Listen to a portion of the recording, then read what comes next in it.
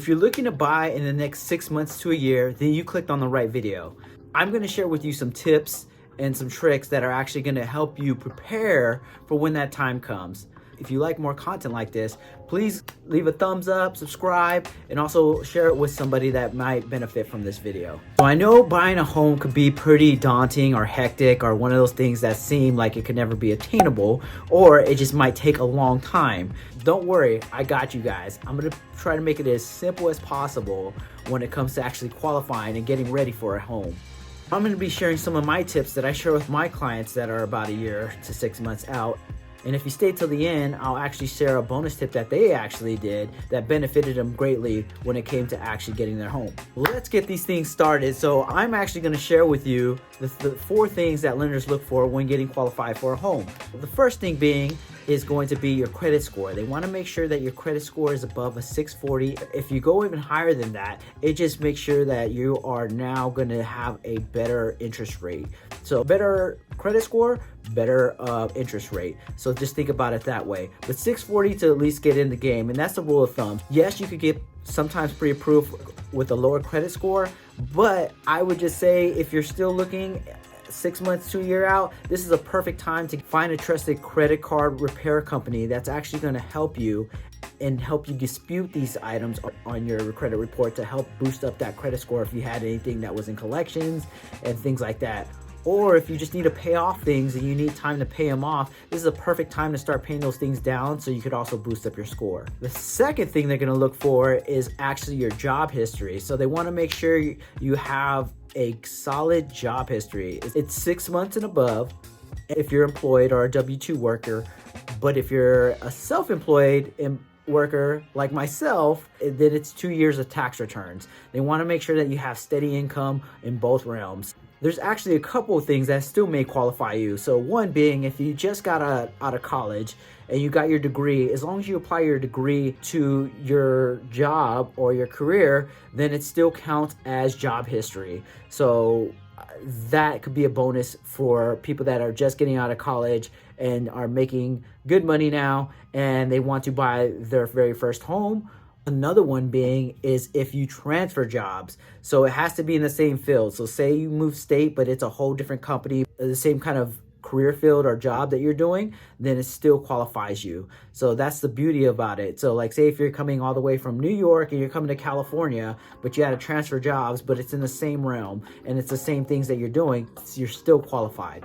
So just remember those as well. Those are little bonus tips for people that are thinking that they might not qualify. The third thing is going to be your debt to income ratio. So just to keep math simple, I always say if you make like $10,000 a month and you are having credit card bills, car bills, internet, everything that you have to pay off monthly, that or any kind of payments that are reoccurring like credit cards, they take that 10,000, and as long as you're only around 45 to 40, I would say around 45% is the rule of thumb. It could be higher or lower. Like I would just say keep your utilization under 45, meaning if you make $10,000, 45,000 of that is only going to reoccurring bills.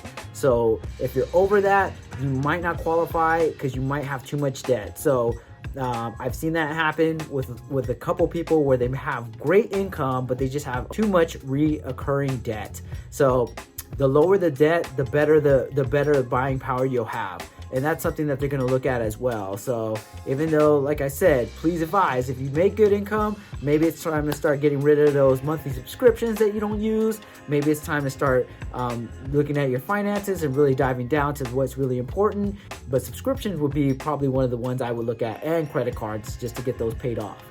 And then the last one is your down payment.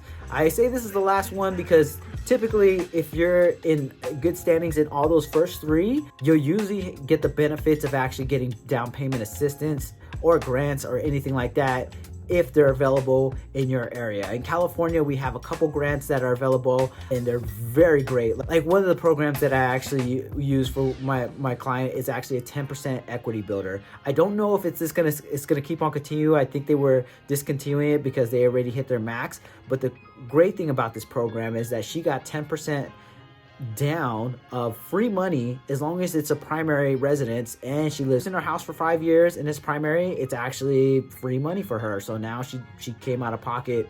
I don't think she's even coming out of pocket. So that's the great benefit of having all those other three working for you.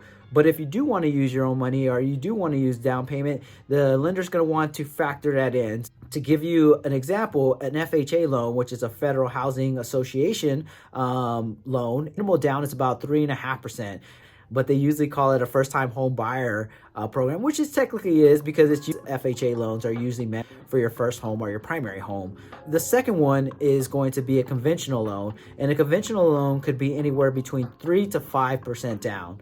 So with 3 to 5% down, it's usually have to have a better credit score. Depending on your financial situation and what the money you're having down and all the other three items that I talked about, that's where talking to a trusted lender is going to help you the most, because when you sit down, they'll basically dive into what program and what loan options that's going to be best for you. Next thing I would say, know the areas that you want to live in. It's very important. Before you start looking, start narrowing down the neighborhoods you like. Start traveling around, start figuring out what you enjoy, what areas you want to know, and then also start realizing what it's going to cost to get in those neighborhoods. So for instance, if you really like this neighborhood but you never realized how much the house is going to cost around those areas, that could be a pretty big problem, especially when your aim is to get this beautiful home in this beautiful neighborhood to only find out that it's going to cost you $1 million to get there. So that's very important. Know where you're heading towards to. Know the areas that you're looking at. Know the neighborhoods that you're interested into, and then know the average price points. And you could use anything like Redfin, Zillow, things like that. Those are good examples of like figuring out where those prices are going to be at without talking to a real estate agent or a lender. So those are going to give you some examples to really dive into those numbers and figure out where the average house is going to be at, especially if you're looking a year out, so you can start saving towards that house, or mentally prepare yourself for what the payments are going to look like to get there. And here's my bonus tip. I don't know if a lot of people know this, but as a buyer's agent, they actually work kind of for free. I say kind of for free is because we don't get paid unless we close the deal. And it's actually from the seller contribution. So whatever the house price, the seller has to pay out of their pocket. So as a person looking for a home, I would say that find a trusted real estate agent and advisor that's going to really help you out and really just help you navigate and really let you know what's really happening and what's expected in the market. Because if you start getting your mindset to what to expect in the market, it becomes very smooth, and you just don't really have that many big speed bumps that you would have if you were just to dive into there and start looking at it immediately. Buying a home takes time, and it does. Like, a lot of people like to start, they like to put the carriage in front of the horse, where they start looking at homes, and then they start looking at finances, and then they start looking at their jobs, and then they start looking at everything else. Do not do that. At the end of the day, you're going to be heartbroken. You're going to be heartbroken because you're going to find this dream home, and you're going to start looking, and you're going to see all the possibilities about what it's going to look like when you actually have your family, your friends, what it's going to look like to entertain, to only find out that you don't qualify for that home, or you're just not ready for it. And so those are the things that I highly advise against. Also, like I said, sitting down with the agent is just going to really help you out. Like, it's going to really get the expertise of what they see days in and days out. Remember, they are the professionals. They know what information to give you. They know what to expect. They know where you stand. And a lot of times, in my personal experience, the people that actually sat down with me year, 6 months, even 2 years out, when they called me up and they were ready, they bought within a week or two. Like, because they knew what to expect. They knew the neighborhood they wanted. They knew they had all their credit cards paid off. They had their credit score looking great. All it took was them to getting pre-approved now and just finding the home, which they probably already had in their saved list, which happens a lot. They already have a bunch of homes saved in their files that they already had their eye on. And all it is just calling me back up and saying like, hey, let's go check out this home. We got pre-approved and we're ready to go. And boom. it happens that quick, and it makes the process and everything more seamless, because then also when talking to an agent, you also know what to expect during the escrow process as well. And that's our jobs. Our jobs is to make sure that you feel confident, comfortable, and very informed about what the market is. And if you don't, I advise you to get another agent, because they're not helping you and they should always be on your side. If you find this video very helpful, send it to someone that you really care about, or send it to someone that's actually in the same position that you are. And if you do feel like you're ready to talk to somebody, I'll put my information down below, and you guys can reach out to me, even if you're in different states or anything like that. I do have a network of agents that I do work with and that I do vet out to make sure that you're getting the highest quality of representation and advice. I personally work in Sacramento County and surrounding areas.